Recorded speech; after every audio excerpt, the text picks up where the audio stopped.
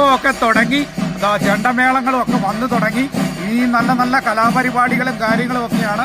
നല്ല സ്റ്റേജ് ഷോയും കാര്യങ്ങളും ഒക്കെ നടക്കാനായിട്ട് പോവുകയാണ്.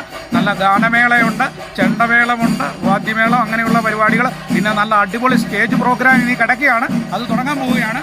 അത് വൈകിട്ട് 7 മണി മുതൽ വിരുന്ന് ആരംഭിക്കും. പിന്നെ രാത്രി ഒക്കെ ഇവിടെ നീണ്ടു നിൽക്കുന്ന പരിപാടിയാണ്. 1 മണി ഒക്കെ